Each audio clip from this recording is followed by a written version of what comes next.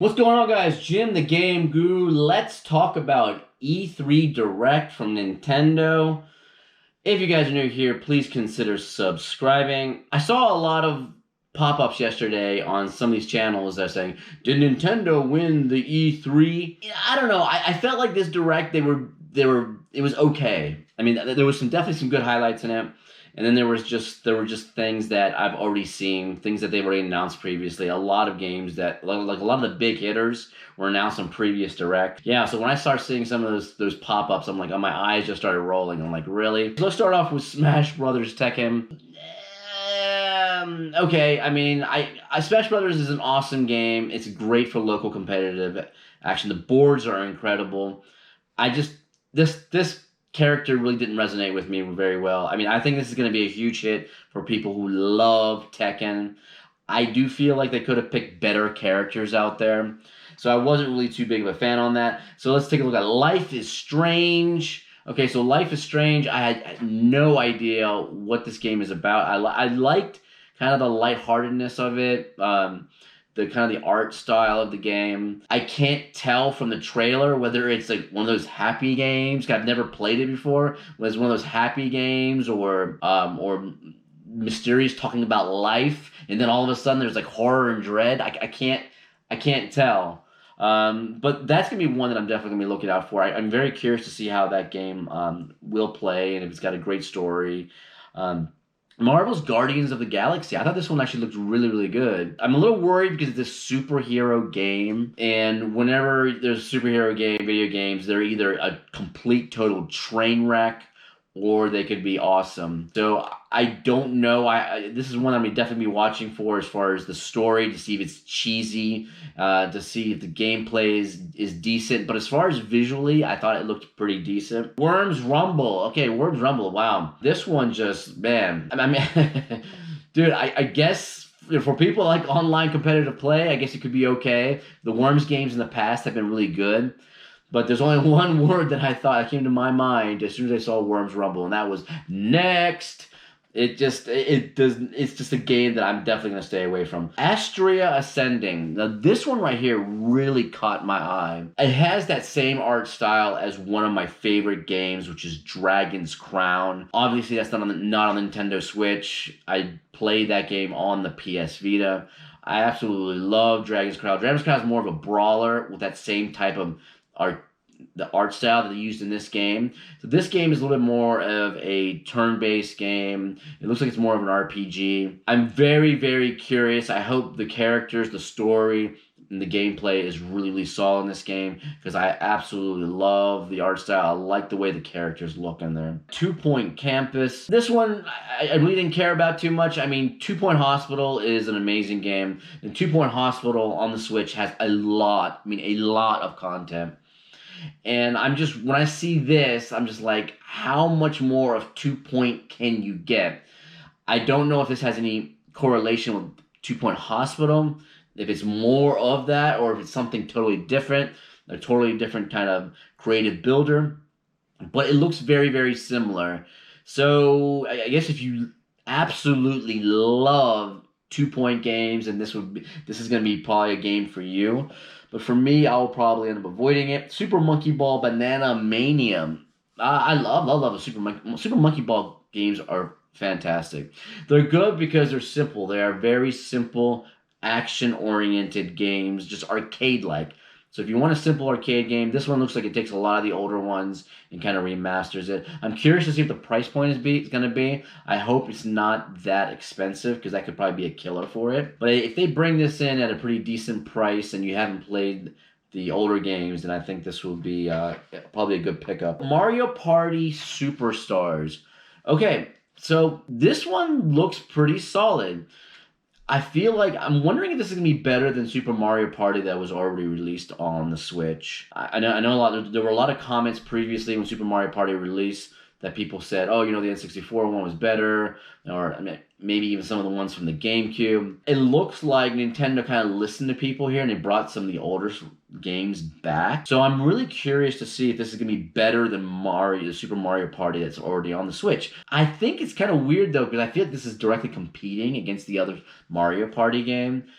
And if this one ends up being way better, then why would you ever buy the other one? So I don't know if there's going to be enough reason to buy both, because both of them would be $120. I'm actually kind of curious about this. I have not actually picked up Super Mario Party yet on the Switch, but I think I may end up waiting for this one. I might end up going for this one because this one looks actually pretty solid. Metroid Dread, I think looks amazing. I love 2D Metroid game. I think every single 2D Metroid game I have ever played has been amazing.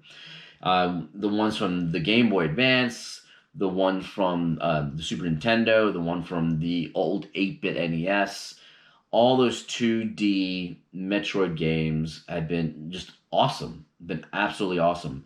And this one looks fantastic. I mean, I like the way that the suit looks on Samus. I think it's pretty killer looking. Just the abilities and the way you move around the level. I think they kept all the core components that make Metroid fantastic in place in this, from what I was seeing. The only thing that concerns me though of this game is that Metroid, the charm about Metroid is defeating alien life forms. And I saw a lot of AI robotic enemies in this game. So I'm hoping they're going to have enough alien life in there to make it kind of like mysterious and interesting as you're going into different sectors and fighting different alien creatures. Just Dance 2022. I really like Just Dance games. I think they're great. The only problem with the Just Dance games is that they don't change much from version to version. I feel like every new release is a license refresh, new songs. I don't know. I think this 2022 version is probably going to be a game that if I end up picking it up, I'm going to wait until 2023 or maybe later in 2022 when the 2023 version is released to get the 2022 version on a lower reduced price. I don't feel like with these Just Dance games that you have to go brand new every time. I feel like the older ones are good enough.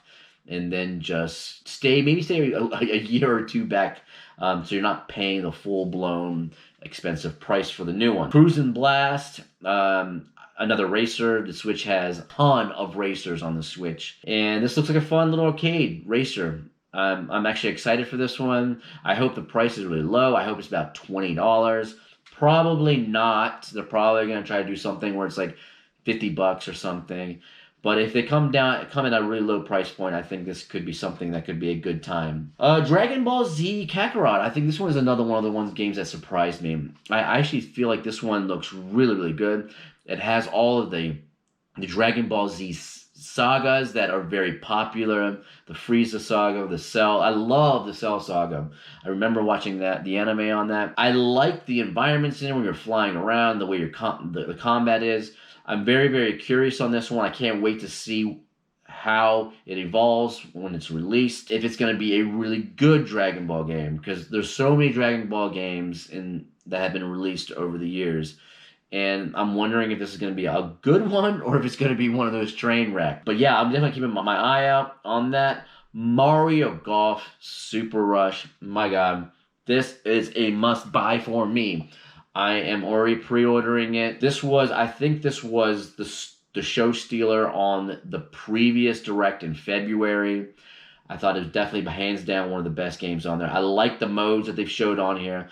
I like the fact that it's golf. You can have serious golf with goofy characters. That is my favorite style of golf game in video games. I like that, hey, if I want to play silly, I can play silly. If I want to play serious and do real golf, but have these really cool looking characters, I can do that. There's one game though that has been one of the best golf games that I've ever played, and that is Hot Shots World Invitational on the PS Vita. And even the previous Hot Shots games were really, really good.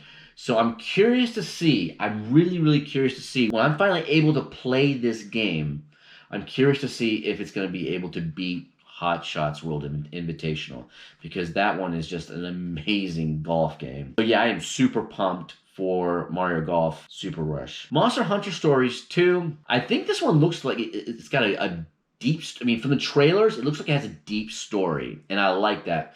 I've never really been pulled into the other Monster Hunters. I think Monster Hunter games are really cool. How you can run around and kill these monsters and then get the resources from them. Then you have all these different types of weapons you can use. But the stories for those games have never really drawn me in. And I'm hoping that this one here could be actually one that will really draw me in. Because it looks, just I mean, based off the trailers, it looks like it's something that has a really solid storyline adventure. And I'm kind of excited about that. It is $60 though, which is, I mean, I guess it's pretty standard with video games, like especially new ones, but I'm kind of debating whether or not I want to wait for a sale on that one or not. Warioware, Get It Together. Okay, so this one has a lot of mini games, kind of like the Mario Party game. The mini games look okay. It looks a little cheesy. This is actually one game that Nintendo decided to push out at $10 less than they normally do. Woohoo! Dude, why are you so generous, Nintendo? Yeah, so it's $50 instead of the $60 for Nintendo game.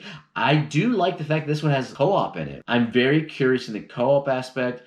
I do get a little worried though when I start seeing a lot of mini game type of games come out for Nintendo units. You know, that's one thing that was a problem in the past with the Wii.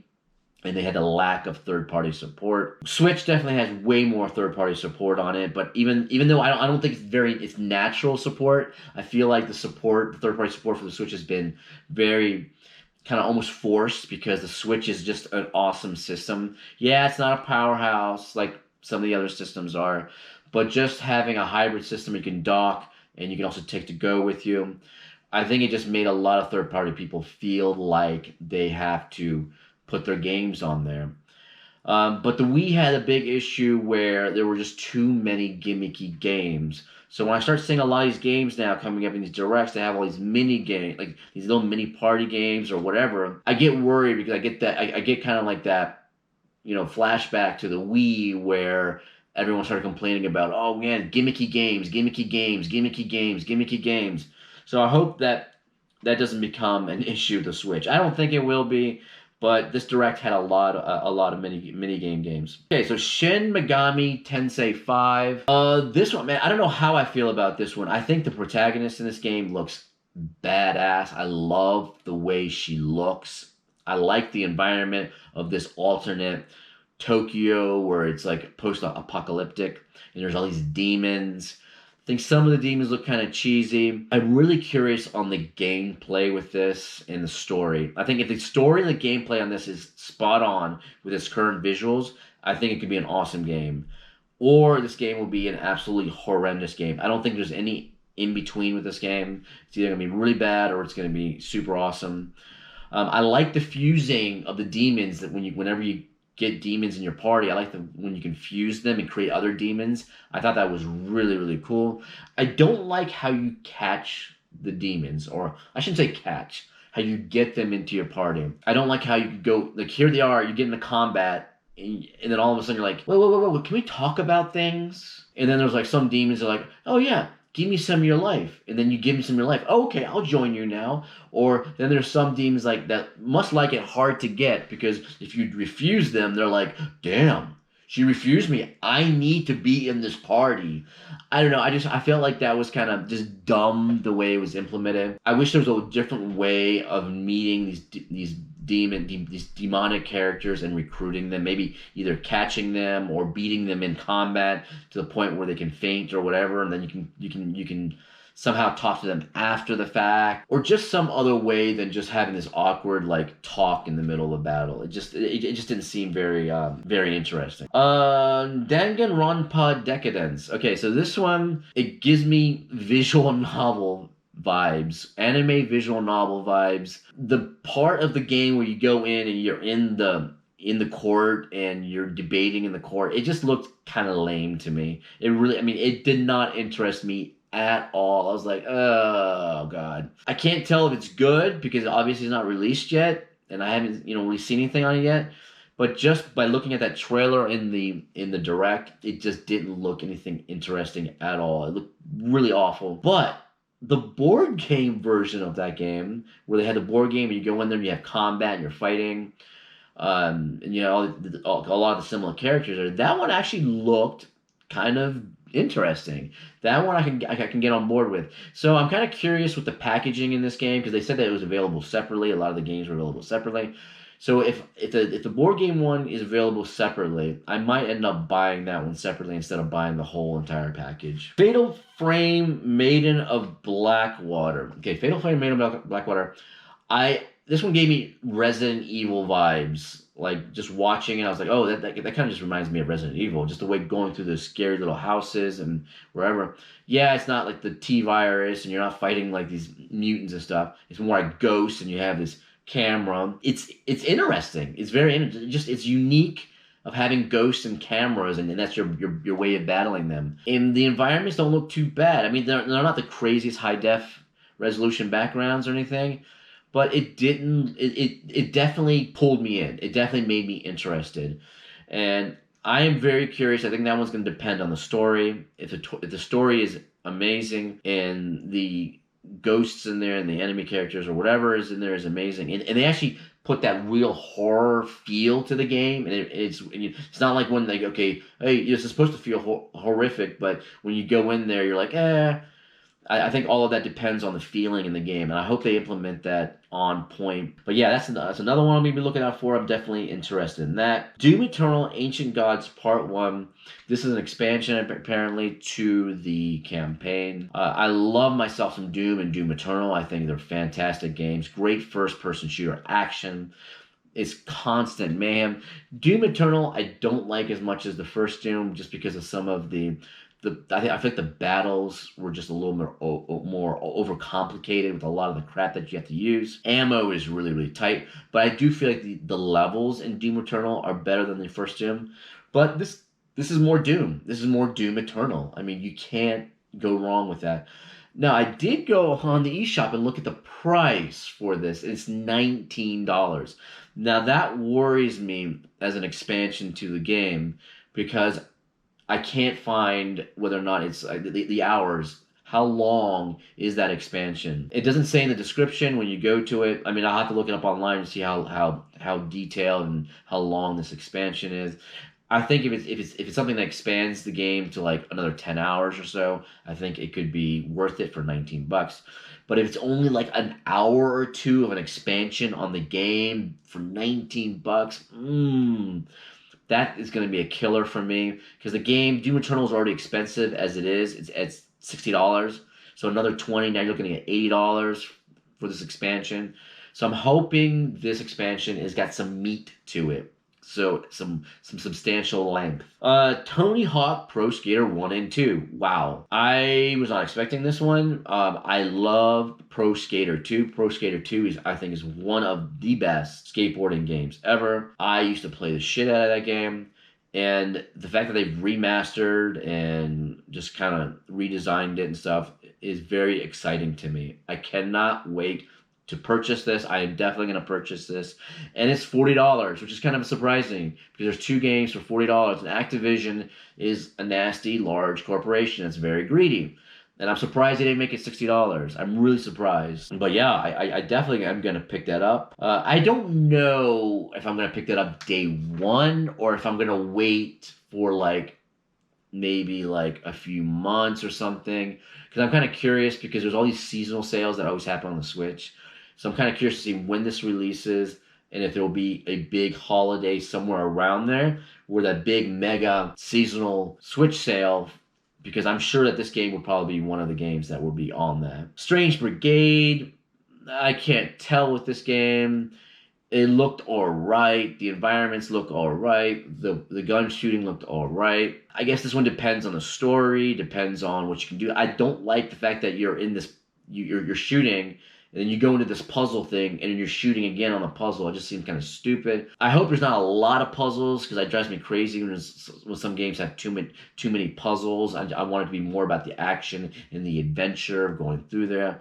But this game has a decent price. It's actually a little over $30. I think it's on sale for $32 or whatever. I think normal price is $34.99. So it's got a decent price. I think maybe I might take a chance on it if I get some good feedback from other people that have played it. Mario and Rabbids Sparks of Hope. Okay, so here we go. Another tactical game with Mario and Rabbids. There was Mario Rabbids Kingdom Battle. Now you have Sparks of Hope. This is a game that I'm not going to be picking up at all. I love tactical games, but I hate Rabbids. I hate Rabbids. Hate them with a passion. My children used to watch the Rabbids show. They drive me absolutely bonkers the way they do all these weird crap.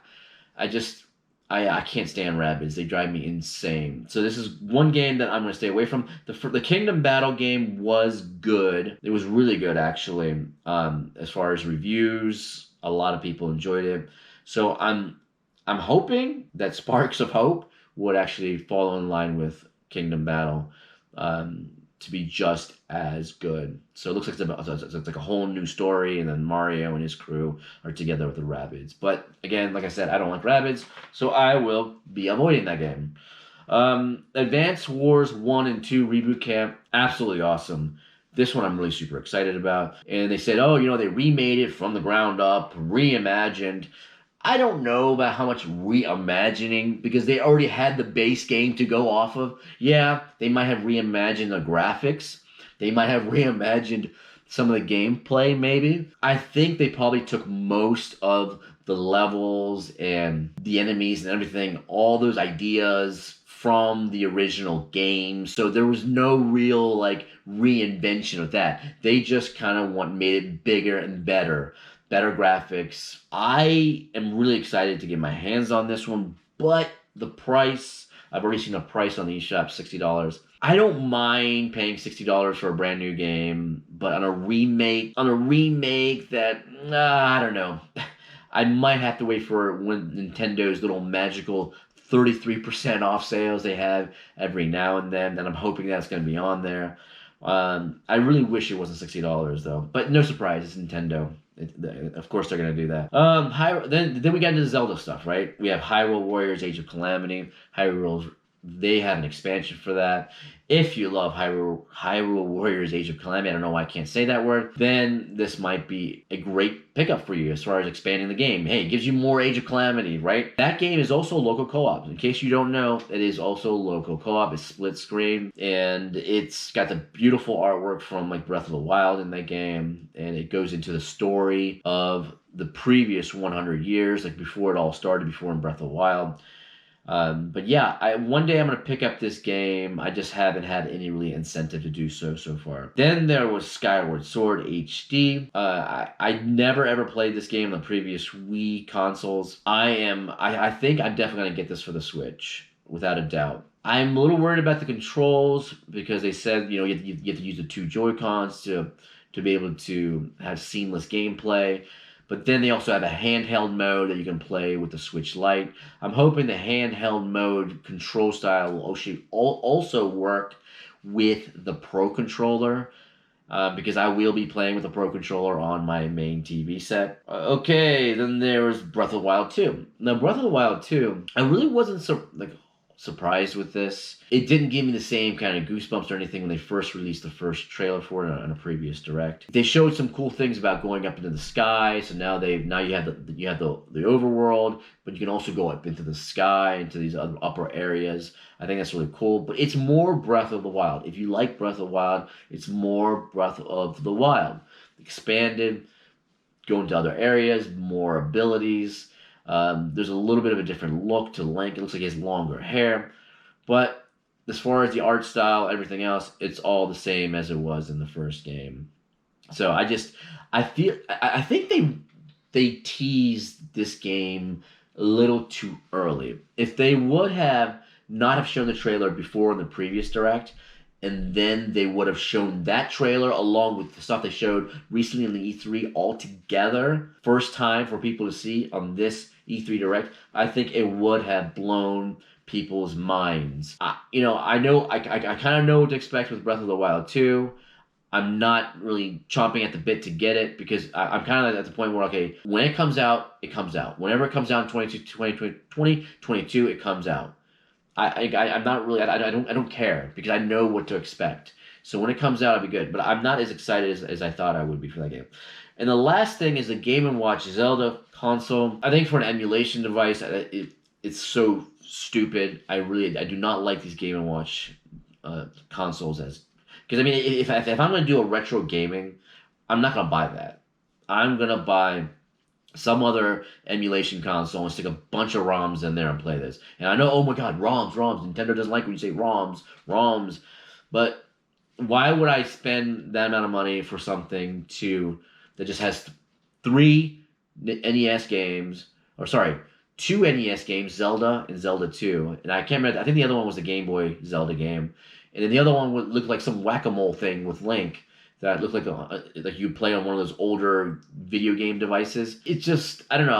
I feel like you get so much more if you go for like a handheld emulation device that you can put anything on. Whether or not I'm gonna buy this for collective purposes, I don't know. I love Zelda. I love a lot of the Zelda games, and I have a nostalgia for it, and I possibly may buy it, but not for the emulation purposes, not for playing the games.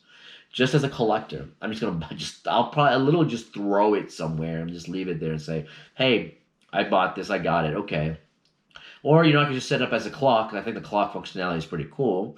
Then just set up as a clock somewhere. But will I use it to play the games? Probably not. I mean, I have other emulation devices that I'll use. And what about FZero? The one thing that I did not see in this at all, there's no FZero. Nintendo still has not recognized FZero, and I would love to see something with FZero in a future direct. Please, they said they're working on a bunch of games that they haven't shown us yet. Please, God, let one of them be an FZero title. I want an FZero title so bad. I think that would be super awesome. But anyway, guys, I'm out of here. I'm Jim the Game Guru. I will see you on the next video. Bye, guys.